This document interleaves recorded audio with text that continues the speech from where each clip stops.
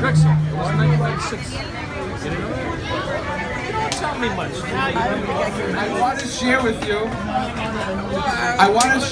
you.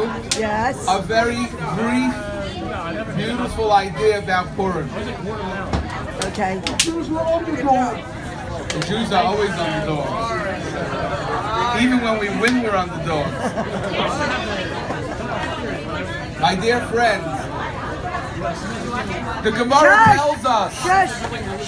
The Gemara tells us that on the Yom Tov of Purim, my favorite holiday.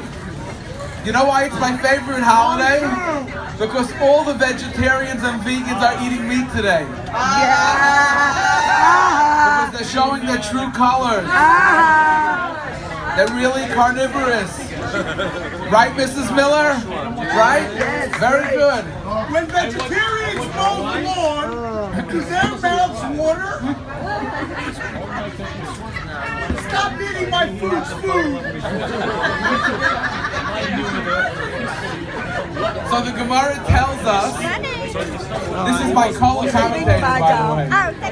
The Gemara tells us, Chayiv inish lebesume b'Puria.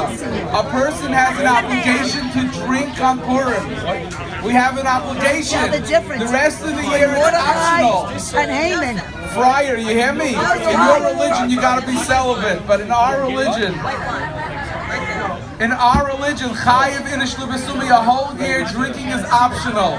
But on Purim, it's obligatory. Now, you know it's interesting, the word that the Gemara I can't tell the uses difference between to say Mordechai that and it's Haman. obligatory to drink, the Gemara uses the word lebesume. You know what the root of the word besume is? Consume. Like, remember in Havdalah we make a blessing on besamim, right? The besamim smells good. So the Gemara tells us a person has an obligation on Purim to smell good through drinking wine. Now most people who I know who drink too much wine don't smell very good. Before you throw up. End up like me in a pile of barf. My color commentator. Sit down, young man. Not legal in all states. Must be 18 years old to play.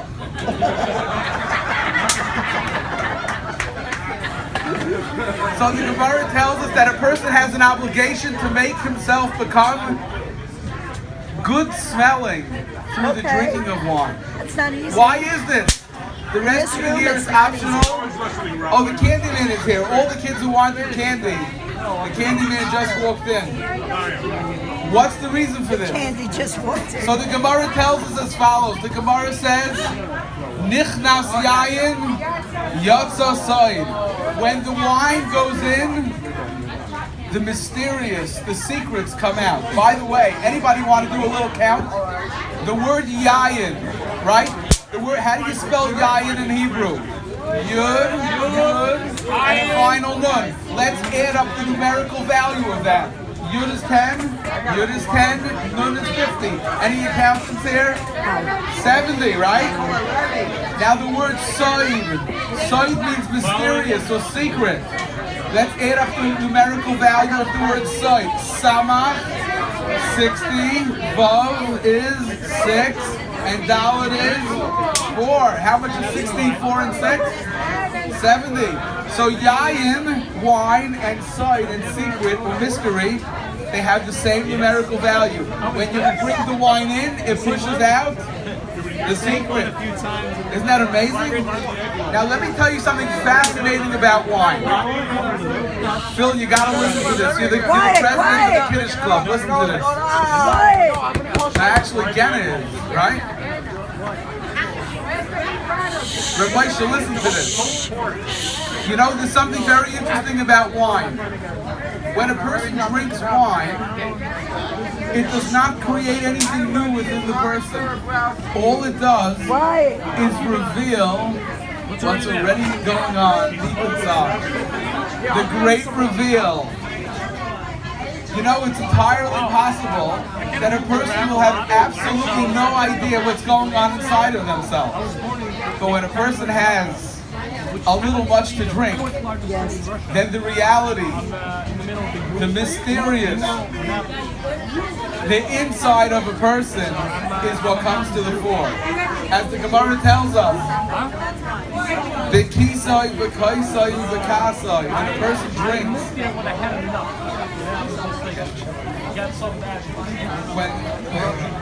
when the magician is waiting to be paid, get a check from my office, please. My office is over there, I think. Did my office move since I had a cup of drink? Here, on my table. Bring it here, I'll throw it out. Who thinks I should give him a tip? We always give a tip. We negotiate like a good Jew, and then we give a tip. That's fine. Just bring a check. Anyway, when a person drinks, what happens? Let me tell you a story. There was one time a man, he was about 65 years old. Look over there. Look up. And he was in the hospital for a routine procedure. And all of a sudden, in the middle of the procedure, there were tremendous complications. And he ended up in the hospital for many months. The rabbi went to visit him. The Grim Reaper came along. I can't move. And Mike, help me the out. fellow says to the rabbi, he says, I got to tell you something. He says, I'm so grateful that my life was saved, but even more than that, he says, I found out something that I never knew before. He says, I have a son who's about 30 years old, and I never knew what my relationship with him was. I never knew if he respects me, I never knew if he loves me.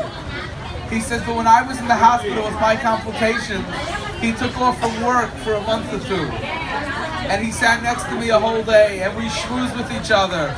And all of a sudden, I had this great reveal. I realized that me and my son have an unbelievably deep relationship.